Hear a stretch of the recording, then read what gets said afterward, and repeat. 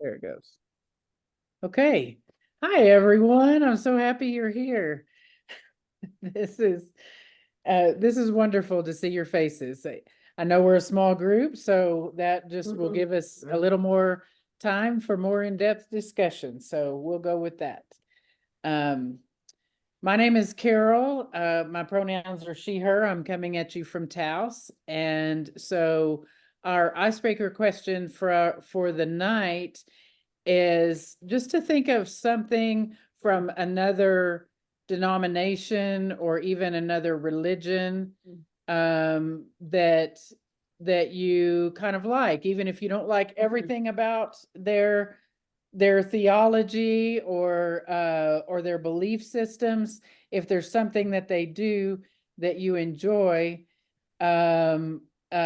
just something positive about another denomination. And so I'll start. So we're going to say I already said my name and pronouns, and it's just the name you want, whatever name you want to be called tonight. And so I'm going to go with Cowboy Church. I don't know if any of you have ever been to Cowboy Church, but there are several churches that are set up, at least in West Texas and Northern Texas. There are quite a few Cowboy churches, and what they do, they're always set around a place with horses and cattle and things like that. And before they sit down on hay bales and have their service, they usually have a hot breakfast that's cooked over a campfire, including campfire coffee. And I just thought that was a really fun way to start a morning. So that's what I like. Let's go to you next. Okay, well, hey, give up. Fist bump, okay. Thank you. Say your name first. My name Michael. I can kick you, but I am. Your name is Marco, and you like to fist bump. Are you he, him?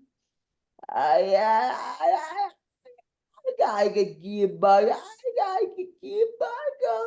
Yeah, but that's not from a religion. We were talking earlier, and you said some of the Pentecostal type religions, you really like it when people get loud and wave their arms and dance in the aisles. You like that a lot, don't you? I go where you have you. Okay. Okay. Yeah, he's calling on you, Gregor. He's pointing at you to go next. Okay, my name is Krager. My pronouns this week are he, they, and I like Buddha, and I like Buddhism because they are so focused on this moment right now, on the present moment, and because that's all we really have. And so I try to pull the present moment into, although Christ talked about it, I think a few times here and there. But that's the religion that I like. Mona, you want to go next? Oh, I was gonna go. Okay, great. Okay. Yeah. So this is Reverend Denise Junius, and I am she, her pronouns. So I actually had affiliation with the Church of Christ, and one of the things I always appreciated is the congregational singing and how everybody came together for different songs and learned all the songs. And so then when it was time for worship, you know, everybody knew the songs. And I love it when Forever Blessed sings, because they sing all of my old favorite Church of Christ songs. Oh, lovely. Is that regular Church of Christ, Denise, or United? Church of Christ, regular Church of Christ. So if you know what 728B in the hymnal is, I'm gonna send you $20. I was in my 20s. Yeah. So 728B is 728B is the last hymn in the Church of Christ hymnal, and it's "There is a God, He is alive, in Him we live, and we survive." I remember it, not as that particular hymnal, because I'm trying to remember if we actually had the physical hymnals. We just used to sing more a cappella and not necessarily use the hymnals in the church where I grew up. No instruments though, right? No instruments. That's correct. That's correct. Right. Nice. Okay. Reverend Mona. Hi, Reverend Mona, she, her. I like the mysticism of the Catholic Church and of Judaism, so I like those aspects of those two religions. Nice. Okay. Well, our topic tonight has to do about the divide between us, not just in this country, but kind of all over the world. There's, and I've been reading some of the research regarding how differences happen. And I wanted to share just a little bit of some things with you about polarization, both in terms of politics and religion. And again, these studies were done all over the world. So in places like India, Philadelphia, Europe, all over. So this is not just something that's happening where we are, although the political divide is quite obvious these days, and there are some differences between what's happening in the U.S. and what's happening elsewhere in the world. But one of the main psychological, there are evolutionary basis for us being polarized and us grouping up and kind of choosing sides, I guess you could say. When belonging is more important than facts in an evolutionary sense. I mean, if we were in a tribe, we were all protected and we could all, look outward and and notice the enemy is not us. But we no longer have to protect ourselves in that same way physically, and yet our brains are still kind of geared that way. So having social support from an evolutionary standpoint is more important than knowing some truth about some facts that do not directly impinge on our own lives. Does that make sense? Say that one more time. Having social support from an evolutionary standpoint is more important than knowing some obscure truth about some facts that do not directly impinge on your life. Wow.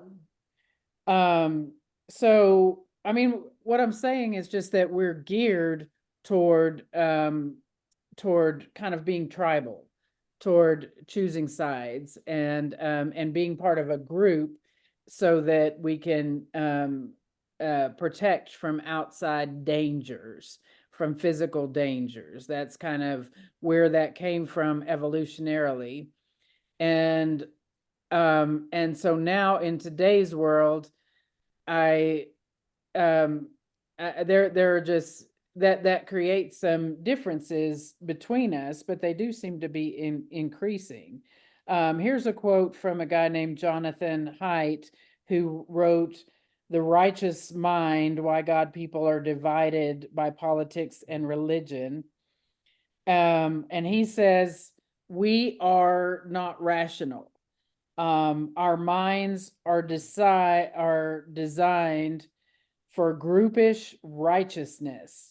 In other words, we're designed to affiliate in groups that and think that our group is the best. We are deeply intuitive creatures whose gut feelings drive our strategic reasoning. So we're kind of going from just the things in our intuition, and sometimes we try to override them with our reasoning, but sometimes that's hard to do. And one of the things that the research is showing is that some of our tendencies to what we're calling liberal and conservative, our tendencies to be skewed in one of those directions, some of that is genetic, and they even did some twin studies where like twins were born and then one of them was raised with kind of a hippie yuppie couple, and one was raised with a very conservative parents, and they both tended to be the same, not always one way or the other, but liberal, both the same, either both liberal or both conservative. Those are the kind of the terms I'm going with to talk about the difference, although, it's a continuum, and nobody's or there's not very many people that are all the way one side or all the way another side. But we tend to skew in certain directions, and there are scientific differences about how we turn out, what we're predisposed to turn out.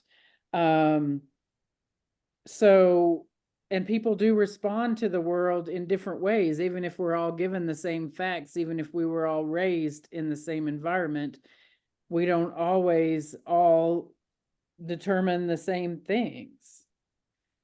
Like, for example, conservatives tend to have a higher threat response.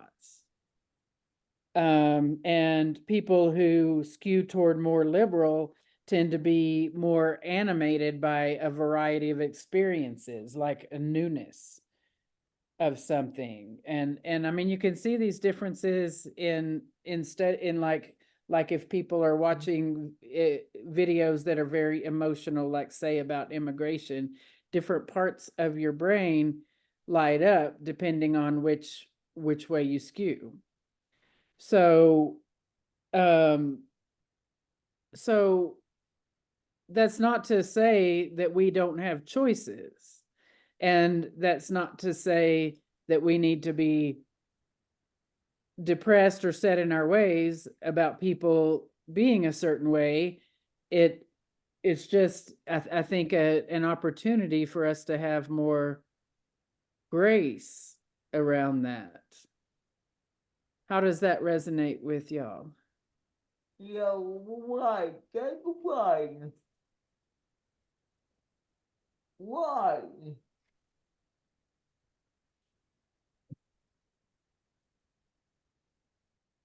Somebody? I'm not sure. What's that? I'm not sure. Okay. Well, here's one thing that I found very interesting.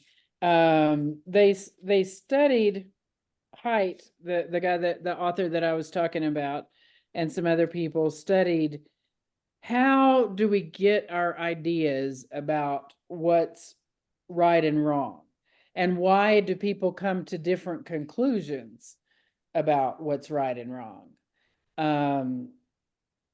And so he came up with a framework that all humans work across these 5 categories. He called them the 5 foundations of moral formation. And so they're kind of, ends of the continuum again. The first one is care versus harm. The second one is fairness versus cheating. The third one is loyalty, as in loyalty to your group, versus betrayal. The third one is deference to authority versus subverting authority. The fifth one is called sanctity degradation. In other words, like this has to do with like religious rules, like the sanctity rules of Jewish people or some of the groups in India, some of the caste rules, things like that. So so those are the 5 categories that they came up with that that humans might differ between how strongly they feel about them. And these groups that that I'm calling liberal or conservative, he called them like yuppie or conservative, but I think in our conversation, liberal has come up more. To me, that's a little easier to understand. This was really surprising to me. Liberals tended to feel much more strongly about the first 2, about care and harm, and fairness versus cheating. Liberals tended to feel much more, have much more invested in those 2 parameters than any other one. Whereas conservatives, I just found this fascinating, were pretty invested in all 5. And that really strikes me as, I started thinking about that in terms of like the politics of myself versus my dad. I shared a little bit that, I felt pretty close to my dad all of my life, and we had a good relationship. But toward the end, well, like after 2016, he just, I just couldn't understand where he was politically. And I even started wondering if his mind was starting to slip with age a little bit. He just seemed so much more rigid and so much more going along with the group think.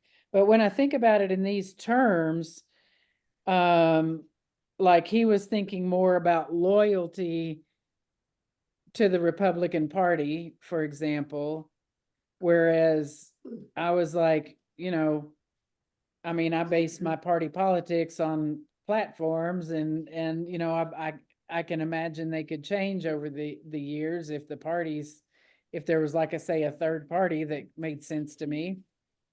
But just like he was really loyal to, to his family and to churches and things like that, that was more important to him. And deference to authority has always been, I've always been more of a rebel, just like, well, why are we doing this? I'm just like a 2-year-old, tell me why I have to follow this rule. So I don't know, it made me feel a little bit more open to where a more conservative person might be coming from, especially somebody that I have a relationship with.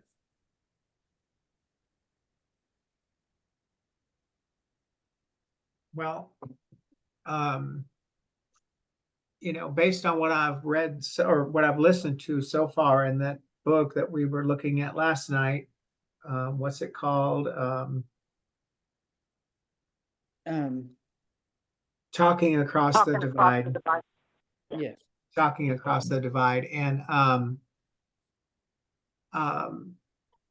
in terms of voting, I tend to vote Democratic, but when the author of the book is like, you've really got to know, you need to know what you're talking about.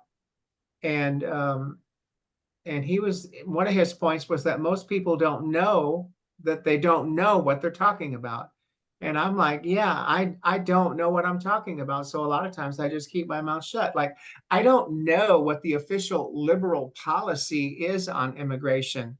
Is it a free for all? Anyone that can get to the border is welcome to come on in. Is that what the liberal policy is?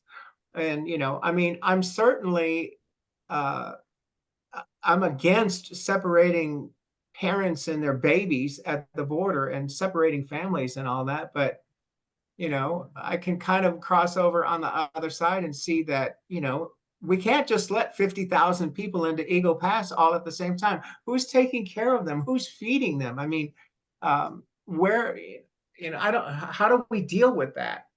We don't have, and so, the conservatives, although their policy, I don't know what the actual conservative border policy is either. All we hear ever on TV is these little snippets, the little cute headlines from either side, and that's it. There's never any detail on, well, what do the liberals actually want?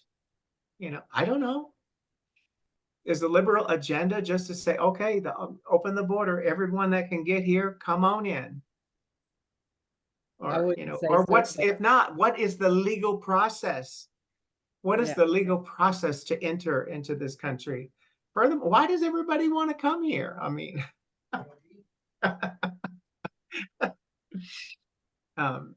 Well, I'm so not gonna try to answer those questions. But I think you bring up some really good points.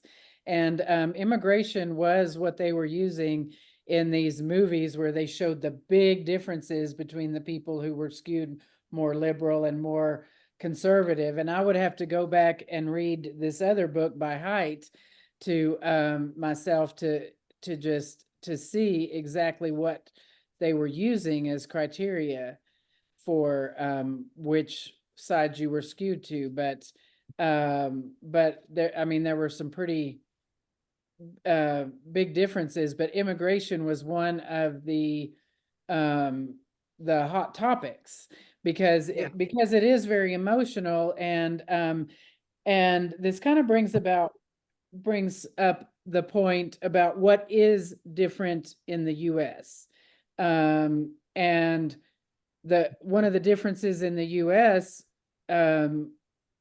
because the divide is increasing all across the world, between and party politics are starting to just become our identity.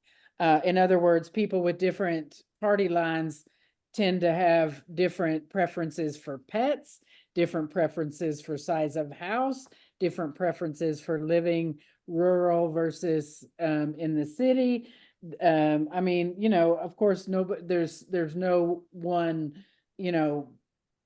group, but it's just those preferences tend to come in big waves of groups of people, in either on either side tend to have one thing. But what it doesn't explain is the difference in the change in violence. Ours is not the only polarized country, but ours is unique that we are the only polarized country that has seen a huge rise in violence.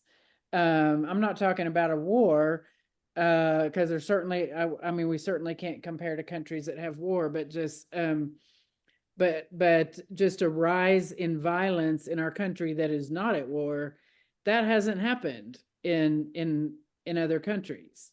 And so some of the difference is that according to these experts, is that there is a threat to people's status. And the increase in the number of foreign-born individuals that are residing in our country has risen quite a bit since 1990, from like I wrote the numbers down, 4.3 to 4.7, oh no, in 1970 to 13.7 in 2018. That's a huge difference. And a lot of people see that as a threat to their livelihood, a threat to their group, the sanctity of their group, a threat to their influence in society. And so that's what they're saying is the biggest contributor to more violence in our country. Well, when you have the man at the top talking about bloodbaths now here 3 times in the last 4 weeks, I don't know what your expectation is, but I don't know. So like I've said, I already know that I don't know enough about these issues to really speak intelligently on them, because I don't really know what the position is. What I go by is when I look at political ads or advertising or political things, I'm like, does this sound like love? Does this sound like someone is showing a genuine concern Right. about an agenda that shows genuine concern for other people and for their constituents? Or what does this sound like? And when I hear the word bloodbath, I'm like, that doesn't sound like love to me. I don't know that I can vote for bloodbath. Right. But a lot of people are, and Yes. I will be in the nut house, come December if Trump wins another 4 years. I just don't know how I can do it. I'll have to turn off everything, Heard a lot of people say that, but thank you, Kreger, for bringing it back to how we respond as people of faith. And that is just such a beautiful way to look at that. Does this sound like love? Does this sound like I'm sorry, but when I read the actual words that are in the Bible, the words that they say, that whoever wrote the Bible, when I read the words that they say that Jesus said, I'm like, this man is obviously a socialist. No one's not even saying that word anymore, but Jesus is a socialist. I mean, read it.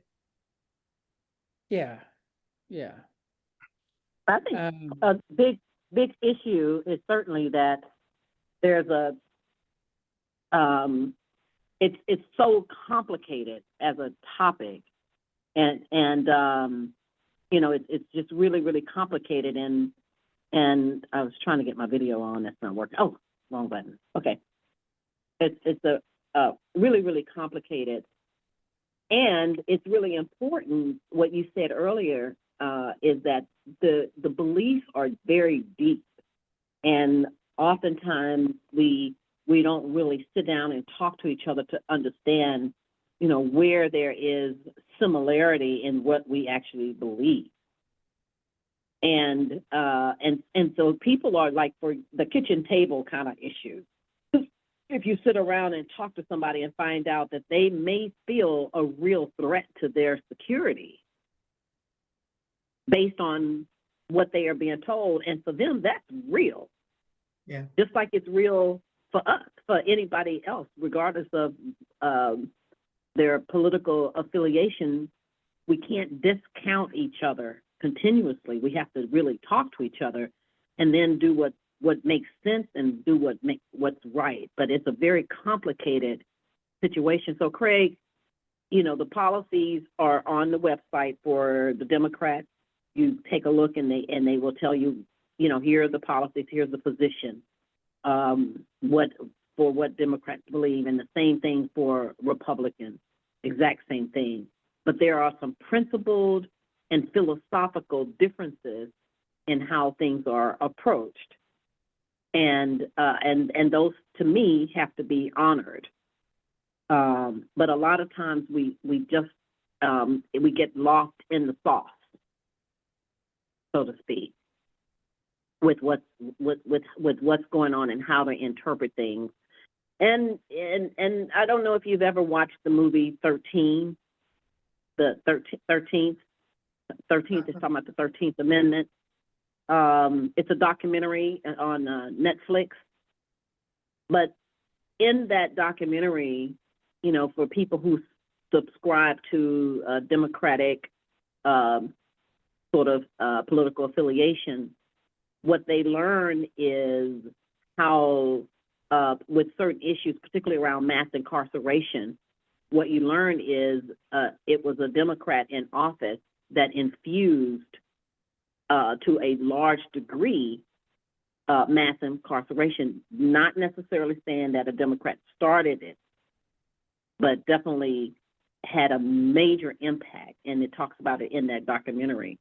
And so I think that's why I say it's just very complicated. And it was under President Clinton's watch. He's since apologized for how he approached things that led to the significance in the number of people of color, particularly Black people and Hispanics and Latinos who are incarcerated, largely, and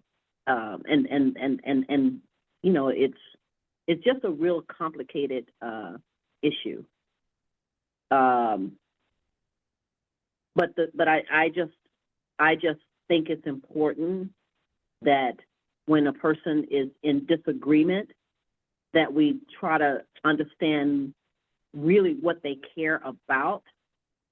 And oftentimes it's misinformation. There are many white people, particularly white males, that are dying in this country. A majority of them are dying by they're at their own hands, but dying by suicide because they are afraid. They are afraid of what's happening to their lives, and it's very, very sad. But if you look at the statistics, it is a wake-up call for America. Thank you. Thank you for bringing us back to that. These are very complicated issues, and we have a lot to talk about. But that's part of why God Talks were. That's what we set out to do in the beginning, is discuss the really hard topics from a place of love, from a place of where our value systems bring us. And that's not the same place all the time. Thank goodness we have a lot of diversity just within our own church, within our own faith. And these issues are difficult. And if there are specific issues like immigration, I would like to talk about those more sometime. Maybe there's somebody that we have that could provide kind of an expert point of view. There are, I had some pretty strong opinions just from my experience of getting Marco into the United States. Marco was born in Peru, and I just remember thinking how I would have done anything, legal or not, to get him into this country. And so I probably had, and my experience in Las Cruces, and my experience with medicine, with some just beautiful people who were trying or did cross the border, and tried all the legal means and couldn't do it. Those experiences have shaped my opinions quite a bit. And so I know I am not unbiased by any means. And that's okay, but I'm still trying to be open to other people's experience and understand what is scary for people, what is causing the increase, like Denise said, in suicides for white males. Anyway, I just think I think that's a great point, that it's really important to talk to each other, and this is a good place to start. And that book for Wednesday night, I think, is going to teach us a lot about talking to people across our differences, But I think our differences are less in this group. We don't have as huge of a divide. I mean, we don't all think alike by any means, but we at least share some religious we at least have the things that brought us to this group, to the church together. And this is a good place to start, just reaching out in love across our differences, and then maybe in the future we can tackle some bigger differences with people out there. Maybe. Yeah, Carol, I just wanted to mention, and Krager, this would be a great, for all of you actually, to read the book that I'm getting my information from around the suicides. Is called Dying of Whiteness, how the politics of racial resentment is killing America's heartland. And there's also some videos online and some focus groups that were trying to understand this, and it was just really interesting to watch and to hear and to read these statistics. But the statistics are in that book, Dying of Whiteness, how the politics of racial resentment is killing America's heartland. So maybe now there are white men who are starting to think about what it feels like to be marginalized, because for so many, the conversation no longer revolves around white men from sun up to sundown, and their wants and their needs and their desires. So maybe, I don't know, that just occurred to me. Are white men starting to feel like they're marginalized now because there's so much attention being put on everybody else? Well, there's, Not I think there's a necessarily. difference in how we use that term, but Yeah. I think the white men are feeling threatened. Their status is feeling threatened, and I think that's a better way to put it than because it is not the same as hundreds and hundreds of years of marginalization for other Well, groups. and I also think, though, I'm not necessarily saying that I would put it into those words, Carol. I'd want what my research was in hearing from them what they are feeling, and I didn't hear that I'm threatened. My status is threatened. Those may be the words that somebody non-white or non-white male may who doesn't think like this particular group feels. But what I want to quickly point out is it had more to do with, like, you think of it's where we spend our money. And so if the belief is that a lot of money is going to people who were not born in the U.S. and are crossing the border illegally, and we're spending all of our money on them, then that makes them, that could make people very angry, because they know how much money how they sacrifice, and may not have the money themselves to take care of their own health. And so oftentimes these particular individuals will even refuse support from the government because they feel so strongly that the government should not be spending all their money in those ways. And so as a result, their health ends up failing. And it's all because of the principles behind their beliefs. Yes, but some, don't you, well, I've reacted fairly strongly to some Facebook posts about that, about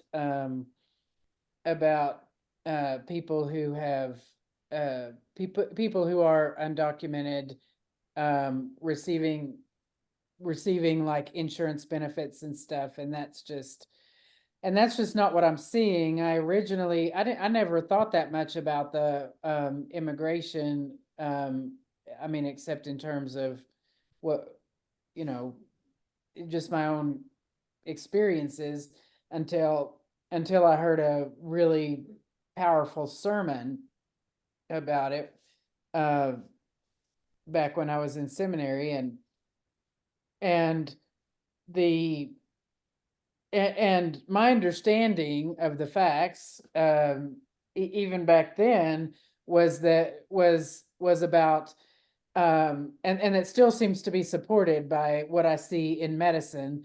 It is that people that are undocumented are not getting any health care. They aren't not getting health care benefits. And yet they are still putting into the system because of when they are working, of how it works, of how it's funneled into the Social Security system, based on, especially in places like meatpacking plants and things like that, where just the numbers are counted, and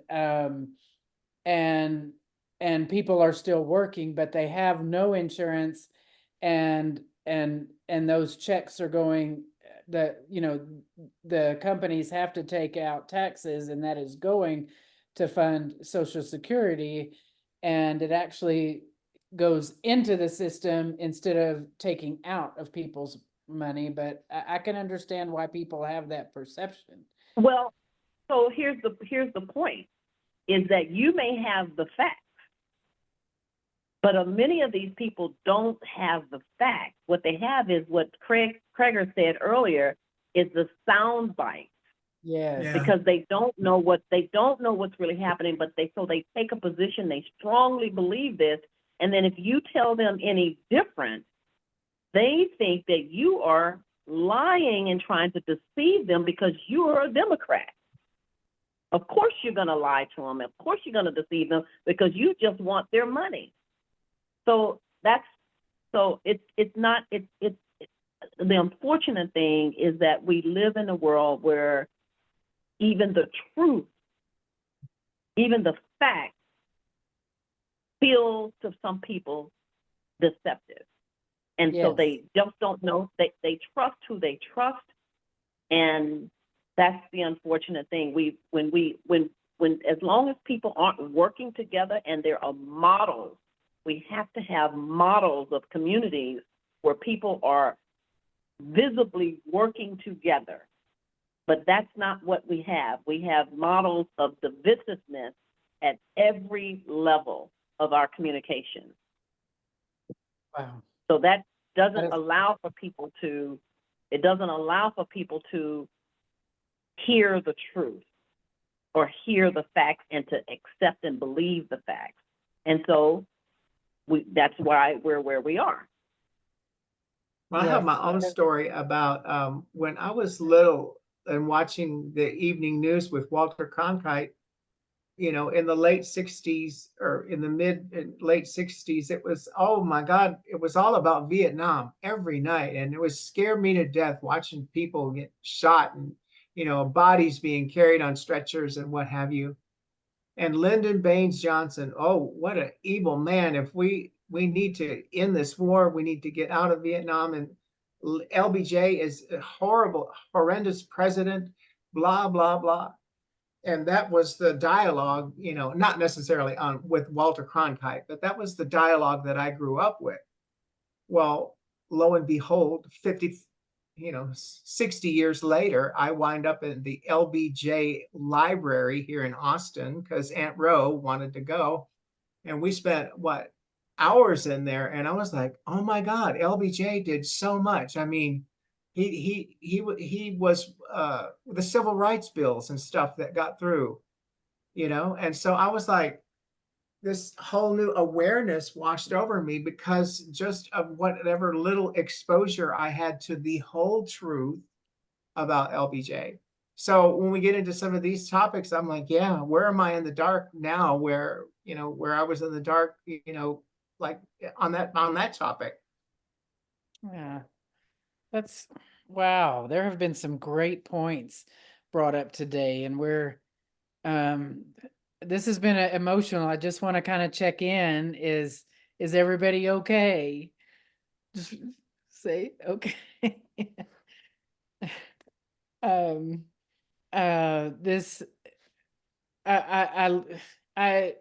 I just really appreciate our everyone's opinions and everybody, and some really good points of fact on a lot of these topics, and I just appreciate that we can talk here, and I hope we can continue the conversation with just love in our hearts and openness to learning more. So I thank you all for being here. And Kreger, I wonder if you would close us out in prayer again. Of course I will. Holy Spirit, what an awesome opportunity it is to come to God Talk, where the conversation is about you and how do we, how do we get your love out to all the people? How do we get your love to us? How do we live that life that Jesus led? How do we spread that throughout this world? And so we're here to debate these issues and talk about things that, what can we do? What can we do to make it sound more like love or make it be more like love? So that's a heavy task. And so we're just, we just enjoy the opportunity to get together and talk about it. And as we go through the rest of the week, just hold us in light and love, one step at a time, and just help us to do something kind. Help us to do something nice for maybe a stranger this week. So we ask all these things in Jesus' holy name, and we pray that more people will discover this group and join us so that they can become part of the conversation too. In Christ's holy name, amen. Amen. That was a beautiful prayer. Thank you. Thank you. Thank you, Kirk. Bye. Still I love good your night. shirt, Denise. Reminder, next week is the rabbi. The rabbi Yes. here next week. So Looking should forward be to that. Bye-bye. Okay, bye-bye. Bye-bye. Bye.